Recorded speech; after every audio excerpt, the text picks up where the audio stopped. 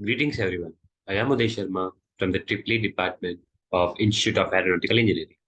Today, I am going to discuss about the topic architecture of 8085 microprocessor.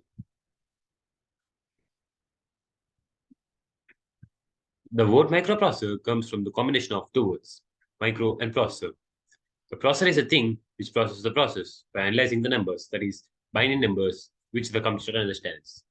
As we know, the computer or the system only understands the binary bits. Everything we give everything we initialize, the input we give converts into binary numbers so that the system can understand.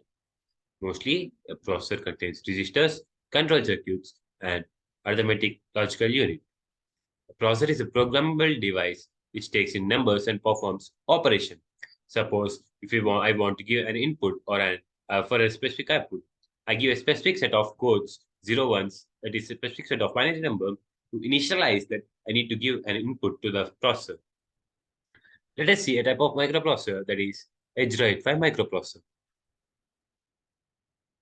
As you can see now, this is the architecture of Edge 85 microprocessor. Architecture of Edge 85 microprocessor.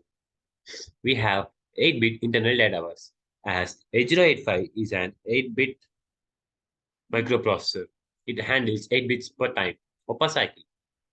We have registers, timers and control units, ALU, which is arithmetical logical unit, accumulator, flags, address bars, buffer bars, and address and data buffers, and serial input and output. Let us discuss each of the following detailedly. Registers. The 8085 has some general purpose registers like B, C, D, E, and H and N. The general purpose registers are 8-bit registers, and also when the registers are combined, you can use it as 16-bit registers. Like these, all the registers are 8 bits. So as the 8086 is an 8-bit processor, the registers are 8 bits. But when combined, these bits act as a 16-bit registers. The 8085 also has an accumulator register. It is used for storing 8 bits data. As you have discussed earlier, the AS8085 is an 8-bit processor. It is used to store accumulator register is used to store the 8 bits of data. This is also used to store an output data of an operation, also for input and output operations to transfer addresses. Mostly, the 8085 is used to store the outputs of the process, like says it give a specific set of codes or instructions to obtain the output.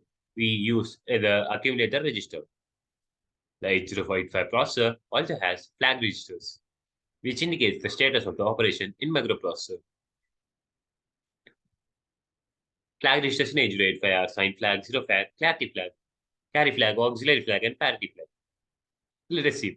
The sign flag indicates, or sign flag is set when the number or data is negative. When the sign flag becomes 1, the data is negative. Then there is a zero flag. If the output we attain or the output we get is 0 in a set of instructions, or when we increment or decrement stuff, we get or we set the zero flag. That is, zero flag is set when the output is 0. We have a carry flag. When this carry flag is set when there is a carry if we add two numbers. Like as this is an 8-bit processor, as it's an 8-bit microprocessor, when there is a extra additional bit or there is a carry between the addition or subtraction, or there is a borrow between the subtraction, the carry flag is set. The auxiliary carry flag is set to carry out of a bit 3. Suppose the the carry flag is full and there is more carry, we set the auxiliary carry flag.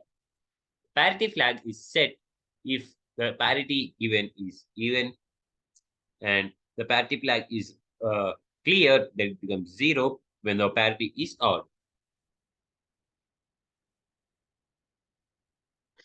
We also have programmable counter or program counter in the 8085 microprocessor. This is the 16-bit register used to store the memory address location of the next instruction to be executed.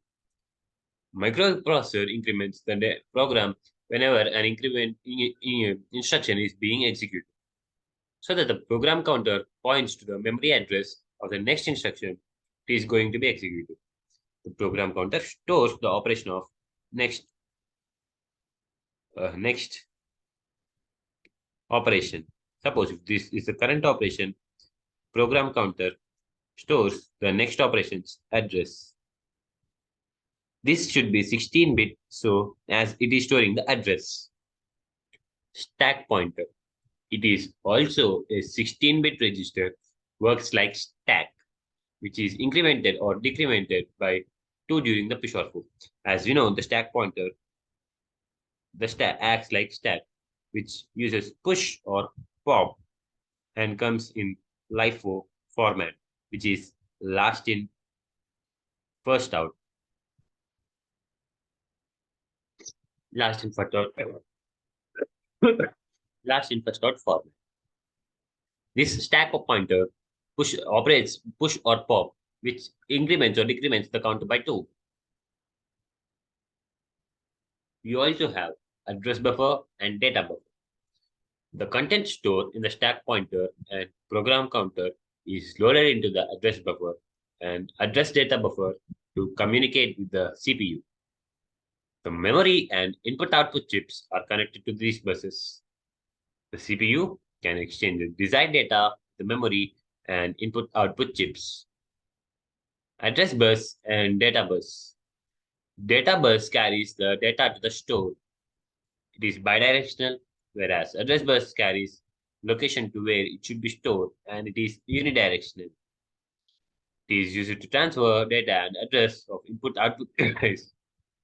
The bits at AD0 to AD7 are bidirectional and serves as A0 to A7 and B0 to D7 at the same time. That is, address bit 0 to 7 and data bits 0 to 7 are bidirectional. They serve both as address bits or address bus bits and data bus bits when required. Instruction register and decoder. It is an 8-bit register. When an instruction is fetched from memory, then it is stored in the instruction register. The instruction decoder decodes the information present in the instruction register. The instruction is an 8-bit register, as we know. As this 8085 microprocessor, we know that is an instruction set is an 8-bit. The decoder decodes the information, and the instruction register stores the information, fetches the memory. Timer and control unit. It provides control and timing signal in the microprocessor to perform operations following as timing and control signals, which control external and internal circuits. Like control signals are ready, read, write, ALE or address latch enabled. Address latch enable, which enables the address or data bits. Status signal like S1, S0 or input-output medium. DMA signals like hold or hold. Reset signals like reset in or reset out. The timer and control unit handles this stuff.